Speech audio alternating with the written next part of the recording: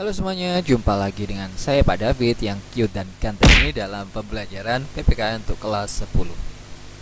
Baik, bagaimana kabar kalian di rumah? Semoga kita semua dalam keadaan yang sehat dan senantiasa diberkati oleh Tuhan dimanapun kita berada dalam segala aktivitas kita, baik di rumah maupun di tempat lain. Dan saya selalu mengingatkan kalian dan saya sendiri tentunya untuk tetap mematuhi protokol kesehatan dengan cara menerapkan 5M, yaitu memakai masker, mencuci tangan, menjaga jarak, menjauhi kerumunan, serta membatasi mobilitas dan interaksi. Oke, kita sudah menyelesaikan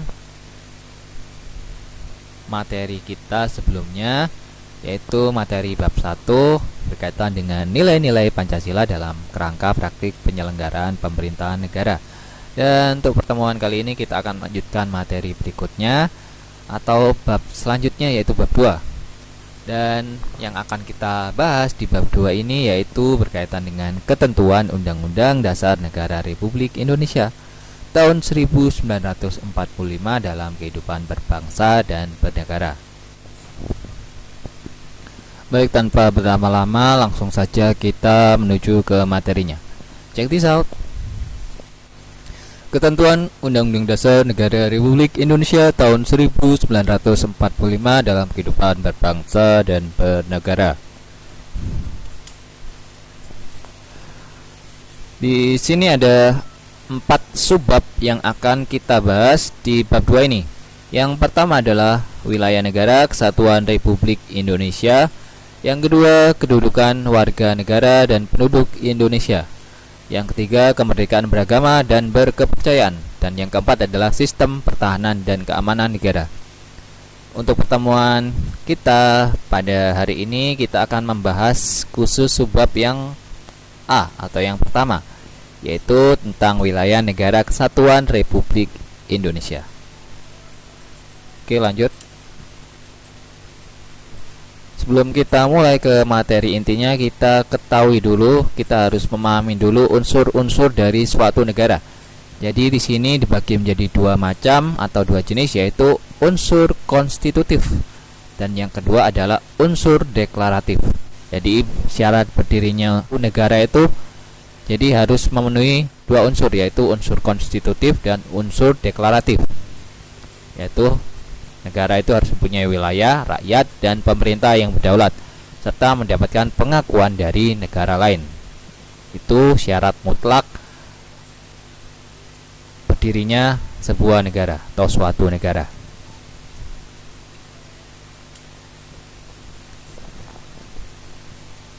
Baik, kita akan lanjut ke pembahasan mengenai wilayah negara kesatuan Republik Indonesia.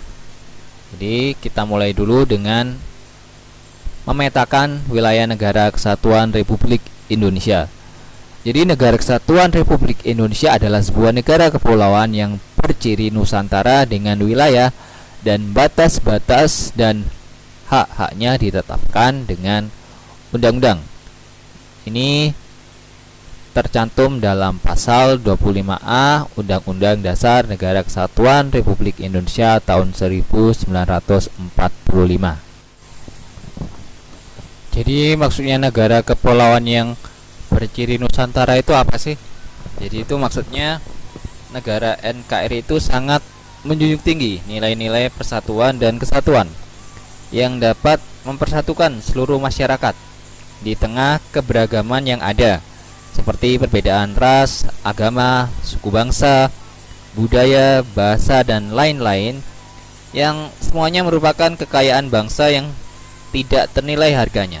Jadi Nusantara adalah konsep negara kesatuan yang terdiri dari beribu-ribu pulau yang ada di Indonesia, mulai dari Sabang sampai Merauke, yang sambung menyambung menjadi satu kesatuan yang utuh, yaitu NKRI. Yang kedua adalah Undang-Undang Nomor 43 Tahun 2008 tentang wilayah negara, menyatakan definisi wilayah negara Indonesia adalah salah satu unsur negara yang merupakan satu kesatuan wilayah daratan, perairan pedalaman, perairan kepulauan, dan laut teritorial beserta dasar laut dan tanah di bawahnya, serta ruang udara di atasnya, termasuk seluruh sumber kekayaan yang terkandung di dalamnya.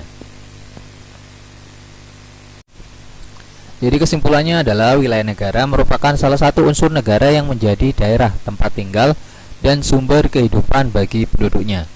Dengan demikian, wilayah negara meliputi daratan, perairan, kepulauan, dan teritorial beserta sumber kekayaan yang terkandung di dalamnya. Oke, saya lanjutkan. Di sini ada yang namanya Deklarasi Juanda.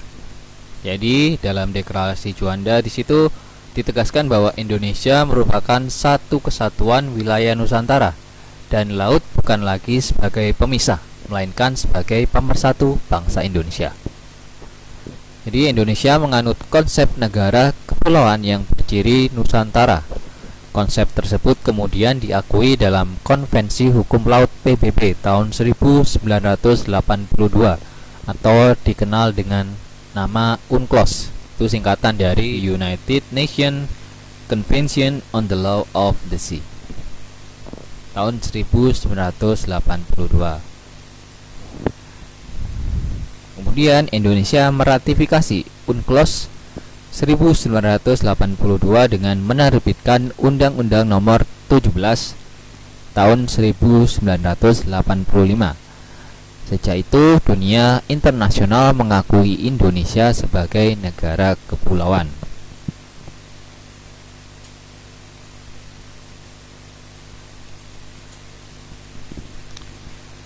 Lanjut ke ruang lingkup wilayah NKRI. Jadi di sini ada 4, yaitu meliputi wilayah daratan, terus wilayah perairan, kemudian wilayah udara, dan wilayah ekstrateritorial. Oke, kita lanjutkan ke wilayah daratan atau land territory. Jadi wilayah daratan adalah suatu bagian dari daratan yang menjadi tempat bermukim dan berdiam warga negara atau penduduk negara bersangkutan. Ruang lingkup wilayah daratan ini mencakup permukaan tanah di daratan dan tanah di bawah daratan tersebut. Terus wilayah daratan suatu negara meliputi wilayah negara berdasarkan batas-batas yang diatur. Batas-batas wilayah daratan suatu negara berupa: yang pertama, batas alam, misalnya sungai, danau, pegunungan, dan lembah, ataupun rawa bisa, terus hutan, apalagi ya itu. Terus yang kedua adalah batas buatan, misalnya pagar tembok, pagar kawat, berduri, parit, dan yang ketiga adalah batas menurut perhitungan berupa garis lintang dan garis bujur peta bumi. Jadi letak astronomis Indonesia berdasarkan garis lintang berada pada titik 6 derajat lintang utara sampai 11 derajat lintang selatan. Sedangkan letak astronomis Indonesia berdasarkan garis bujur berada pada titik 95 derajat bujur timur hingga 141 derajat bujur timur. Oke, yang selanjutnya adalah wilayah perairan atau water territory.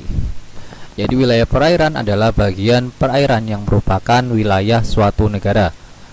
Dalam pasal 1 ayat 4 Undang-Undang Nomor 6 Tahun 1996 tentang perairan Indonesia menyebutkan, perairan Indonesia adalah laut teritorial beserta perairan kepulauan dan perairan pedalamannya.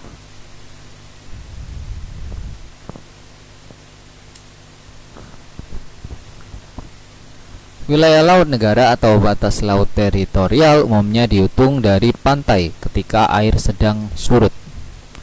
Adapun laut di luar perairan teritorial disebut laut bebas atau perairan internasional atau more liberum. Pada awalnya ada dua konsepsi atau pandangan pokok mengenai wilayah lautan, yaitu res nullius dan res communis. Res nullius di sini laut tidak ada yang memilikinya, sehingga laut dapat diambil serta dimiliki tiap negara. Sedangkan res komunis, seperti sesuai dengan artinya ya, komunis itu milik bersama gitu ya. Jadi laut adalah milik bersama masyarakat dunia sehingga tidak bisa diambil dan dimiliki suatu negara. Sesuai dengan hukum laut internasional yang disepakati PBB tahun 1982, berikut ini gambar pembagian wilayah laut menurut Konvensi Hukum Laut PBB atau tadi dikenal dengan nama UNCLOS. Jadi di sini ada pembagian wilayah laut ya.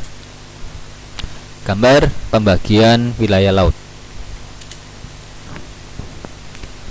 Sini laut teritorial menurut hukum kelautan. Situ bisa kalian lihat di gambar. Itu ada yang namanya garis pangkal. Apa sih garis pangkal itu? Jadi menurut UNCLOS 1982, garis pangkal itu merupakan suatu garis awal yang menghubungkan titik-titik terluar yang diukur pada kedudukan garis air rendah atau low water line, di mana batas-batas ke arah laut seperti laut teritorial dan wilayah yurisdiksi laut lainnya seperti zona tambahan, landas kontinen, dan zona ekonomi eksklusif diukur. Dengan demikian, garis pangkal merupakan acuan dalam penarikan batas terluar dari wilayah-wilayah perairan tersebut. Oke, lanjut ke wilayah laut di Indonesia.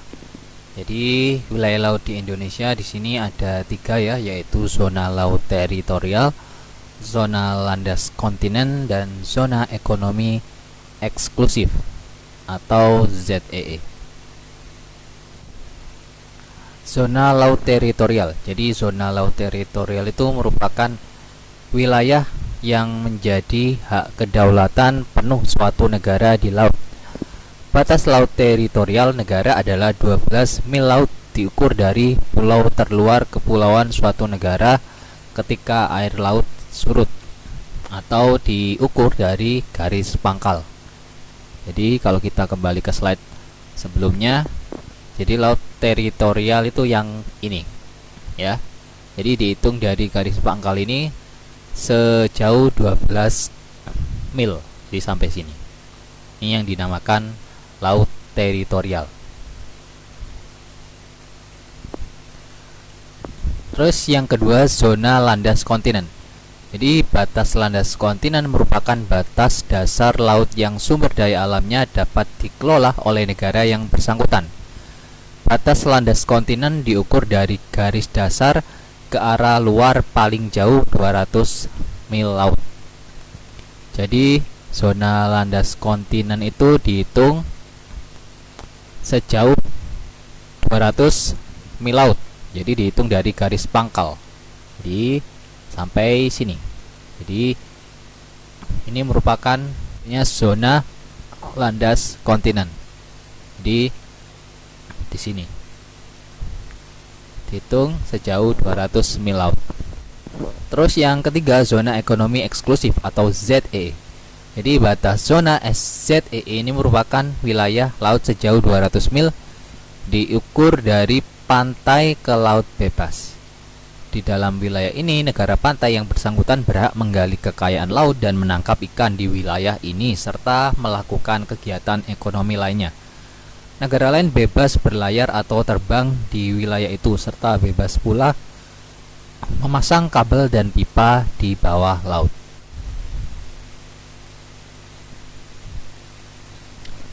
Oke, berkaitan dengan laut teritorial, negara Indonesia itu mempunyai kedaulatan penuh untuk memanfaatkan air, kekayaan laut, dasar laut, dan udara di sekitarnya.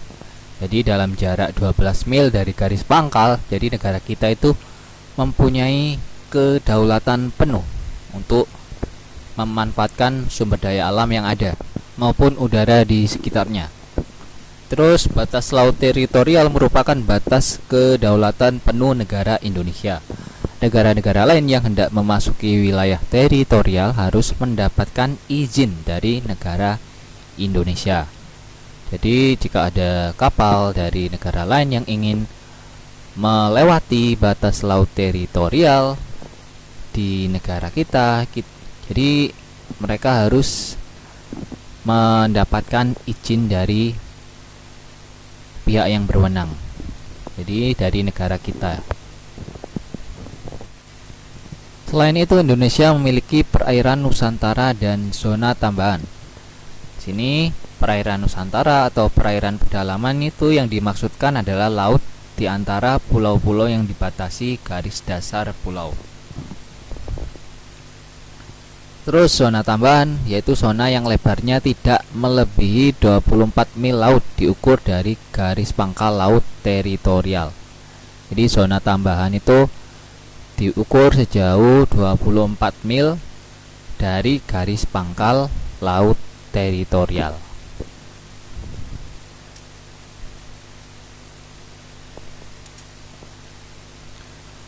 Terus landas kontinen. Bagaimana jika terdapat dua negara dalam satu landas kontinen dengan jarak kurang dari 200 mil?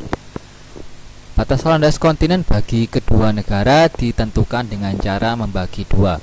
Kedua negara memiliki bagian yang sama jauhnya dari garis pantai masing-masing. Negara memiliki hak penuh mengelola sumber daya alam di dasar laut yang masih dalam wilayah batas landas kontinen, dengan tetap menghormati dan tanpa mengganggu jalur lalu lintas pelayaran damai. Oke, lanjut ke zona ekonomi eksklusif atau ZEE. Negara-negara pantai memiliki hak dan yurisdiksi sebagai berikut ya, berkaitan dengan zona ekonomi eksklusif. Yang pertama, hak kedaulatan. Jadi dalam hak kedaulatan ini tujuan eksplorasi dan eksploitasi, pelestarian dan pengelolaan sumber-sumber alam baik yang hidup maupun yang tidak hidup dari dasar laut dan tanah di bawahnya serta air yang berdekatan di atasnya. Hak kedaulatan juga mencakup aktivitas untuk eksplorasi dan eksploitasi ekonomi dari zona ZEE seperti produk energi dari air, aliran laut, dan angin. Terus yang kedua adalah yurisdiksi. Jadi ini ditentukan ketentuan yang relevan mengenai pembentukan dan penggunaan pulau-pulau buatan, instalasi-instalasi, penelitian, perlindungan, dan pelestarian lingkungan laut. Oke, lanjut ke wilayah udara atau air territory. Jadi ruang udara yang merupakan bagian wilayah negara adalah ruang yang terletak di atas permukaan wilayah daratan dan di atas permukaan wilayah perairan. Kita lanjut membahas tentang wilayah udara. Sini ada beberapa teori yang berkaitan dengan wilayah udara. Yang pertama adalah teori keamanan. Berdasarkan teori keamanan, negara mempunyai kedaulatan wilayah udara yang dibatasi dengan kebutuhan untuk menjaga keamanan. Pada tahun 1901, batas keamanan ditentukan dengan ketinggian 1.500 meter. Tapi pada tahun 1910 diubah menjadi 500 meter. Jadi semakin rendah ya batas keamanannya, yang awalnya 1.500 terus diubah menjadi 500 meter saja. Terus yang kedua adalah teori penguasaan. Jadi dalam teori penguasaan ini, kedaulatan udara ditentukan oleh kemampuan negara yang bersangkutan dalam menguasai ruang udara di atasnya secara fisik dan ilmiah. Teori ini menguntungkan bagi negara yang punya teknologi tinggi dan merugikan bagi negara-negara berkembang. Oke, yang selanjutnya adalah teori udara. Jadi dalam teori udara ini, wilayah udara hendaknya sampai ketinggian tertentu seukur kemampuan balon udara atau pesawat udara mengudara. Ketinggian tersebut sekitar 30 mil dari muka bumi. Terus yang keempat adalah teori negara berdaulat di udara. Bagi Indonesia, wilayah dirgantara atau ruang angkasa dan antariksa termasuk orbit geostasioner adalah jarak kurang lebih 36.000 km diukur dari titik gunung tertinggi di Indonesia. Oke, yang selanjutnya adalah wilayah ekstrateritorial. Jadi wilayah ekstrateritorial adalah suatu wilayah atau daerah karena ketetapan hukum internasional, maka dianggap sebagai wilayah atau bagian wilayah dari suatu negara. Hal-hal yang termasuk dalam ketetapan hukum internasional adalah kapal-kapal laut yang berlayar di laut terbuka di bawah bendera negara tertentu dan tempat kerja perwakilan diplomatik.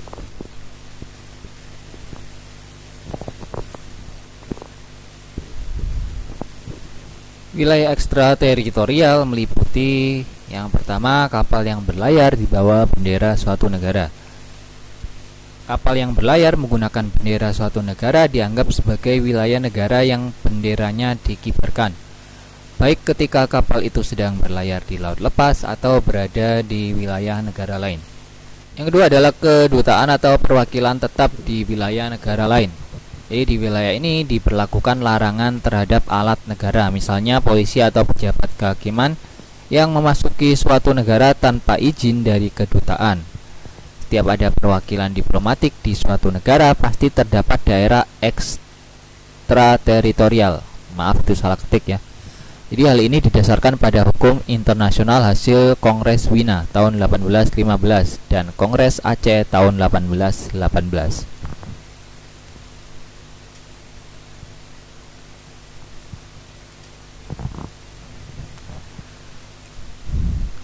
Oke, kita lanjut membahas batas wilayah negara kesatuan Republik Indonesia di batas sebelah utara, sebelah barat, sebelah timur, sebelah selatan.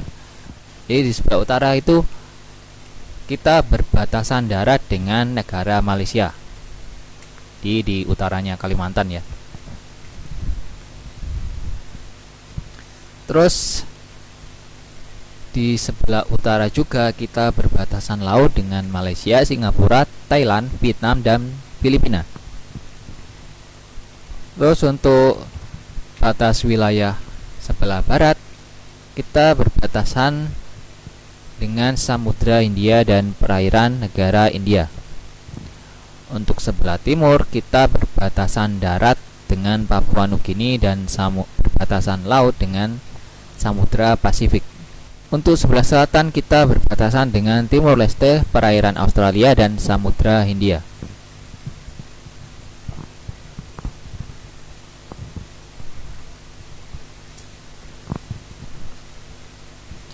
Jadi milik siapakah kekayaan di Indonesia?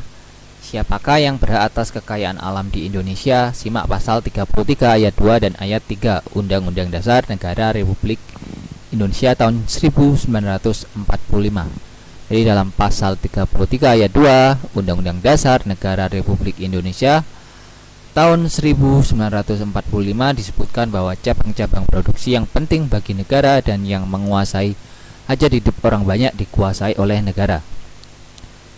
Dan untuk pasal 33 ayat 3 Undang-Undang Dasar Negara Republik Indonesia tahun 1945 disebutkan bahwa bumi dan air dan kekayaan alam yang terkandung di dalamnya dikuasai oleh negara dan dipergunakan untuk sebesar-besarnya kemakmuran rakyat. Jadi kekayaan Indonesia itu ya milik kita sendiri, bukan milik negara lain. Jadi milik kita sendiri, tapi pemanfaatannya dikelola oleh negara. Jadi untuk kepentingan masyarakat. Jadi yang mengatur adalah negara.